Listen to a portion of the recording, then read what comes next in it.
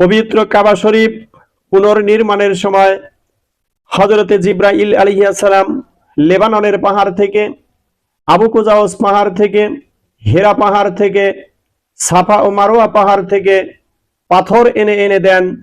বালক ইসমাইল আলাইহিস সালাম হযরত ইব্রাহিম আলাইহিস সালামের হাতে পাথর তুলে দেন। হযরতে ইব্রাহিম আলাইহিস সালাম সেই পাথর দিয়ে খানায়ে কাবার কাজ শুরু করে দিলেন। এভাবে কাজ করতে করতে এক সময়ে কাবা শরীফের পুনর্নির্মাণ শেষ হয়ে গেল।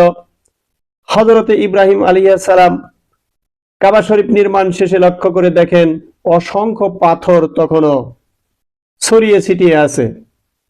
আল্লাহ তাআলাকে ডাক দিয়ে বললেন, মাবুদ, এত পাথর এখনো জমা হয়ে আছে, এই বাকি পাথরগুলো এখন আমি কি করব?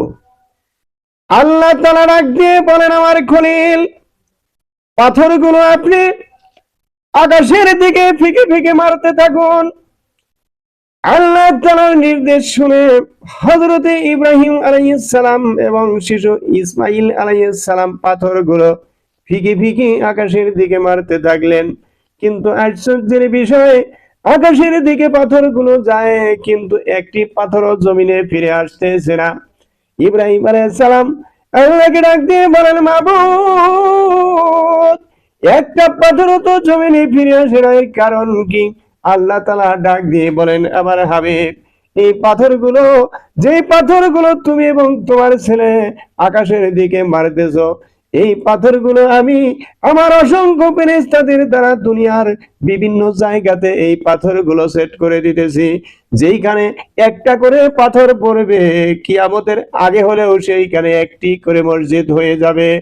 ইব্রাহিম আলাইহিস সালাম ডাক দিয়ে বলেন, মাবুদ, তোমার ঘর তো নির্মাণ হয়ে গেছে, কিন্তু এত মসজিদ দিয়ে কি হবে?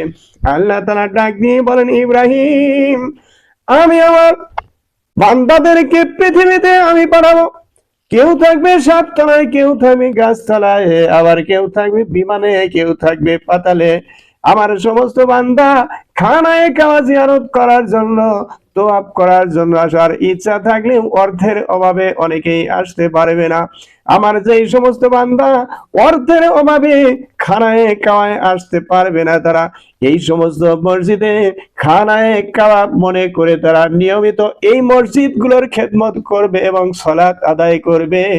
বিচারের দিনে আমি আমার ওই বান্দাদেরকে খানায়ে কাবার মেহমান হিসাবে, আমি খানায়ে কাবার তোয়াফকারী হিসাবে তাদেরকে আমি জান্নাতে প্রবেশ করাবো।